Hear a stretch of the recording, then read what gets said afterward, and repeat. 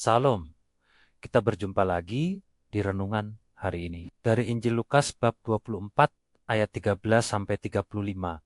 Hari itu dua orang murid berjalan meninggalkan Yerusalem menuju sebuah desa bernama Emmaus. Langkah mereka pelan, hati mereka berat. Mereka berbicara tentang semua yang telah terjadi, tentang Yesus yang mereka harapkan, yang mereka percaya. Namun sekarang harapan itu terasa seperti telah hilang, saudara. Pernahkah kita berjalan dengan hati yang penuh kecewa saat rencana Tuhan tidak sesuai dengan harapan kita? Saat doa terasa belum dijawab. Dua murid ini mengalami hal yang sama, dan di tengah perjalanan itu Yesus sendiri datang mendekati mereka. Ia berjalan bersama mereka. Namun anehnya mereka tidak mengenalinya, saudara. Tuhan sering hadir di tengah perjalanan hidup kita. Namun karena hati yang penuh beban,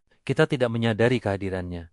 Yesus bertanya, "Apa yang kamu percakapkan?" Pertanyaan sederhana, namun membuka isi hati mereka. Mereka menceritakan semuanya tentang Yesus, tentang penyaliban, tentang harapan yang hancur. Bahkan mereka berkata, "Padahal kami dahulu mengharapkan." Kalimat yang penuh luka, saudara, harapan yang hancur bisa membuat iman kita goyah. Namun Yesus tidak meninggalkan mereka. Ia mulai menjelaskan kitab suci kepada mereka. Dari Musa sampai para nabi. Ia menunjukkan bahwa semua itu memang harus terjadi, saudara. Firman Tuhan selalu memberi perspektif baru. Apa yang terlihat sebagai kegagalan bisa jadi bagian dari rencana Tuhan. Perjalanan itu terus berlanjut. Hati mereka mulai berubah. Namun mereka masih belum mengenalinya. Saat mereka tiba di Emmaus, mereka memaksa Yesus untuk tinggallah bersama kami. Saudara, undangan sederhana itu membuka perjumpaan yang luar biasa. Ketika mereka duduk makan, Yesus mengambil roti, mengucap syukur, memecahkannya, dan memberikannya kepada mereka. Dan saat itu juga mata mereka terbuka. Mereka mengenali Yesus. Namun seketika itu juga Yesus lenyap dari pandangan mereka, saudara. Momen itu singkat, namun mengubah segalanya. Mereka berkata, "Bukankah hati kita berkobar-kobar?" Ya, hati mereka yang tadinya dingin, sekarang menyala kembali.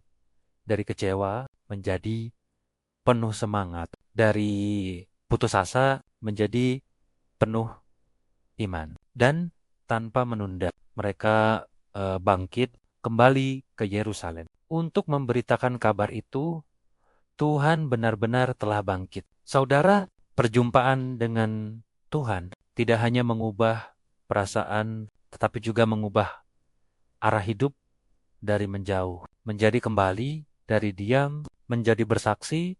Hari ini mungkin kita sedang dalam perjalanan Emmaus kita sendiri. Perjalanan penuh kebingungan, kekecewaan, atau kehilangan arah. Namun, ingatlah, Tuhan berjalan bersama kita. Meskipun kita tidak menyadarinya, Ia berbicara. Melalui firman-Nya, Ia hadir dalam setiap langkah kita. Dan ketika kita membuka hati, mengundang Dia masuk, mata kita akan dibukakan, hati kita akan menyala kembali, dan hidup kita akan dipulihkan.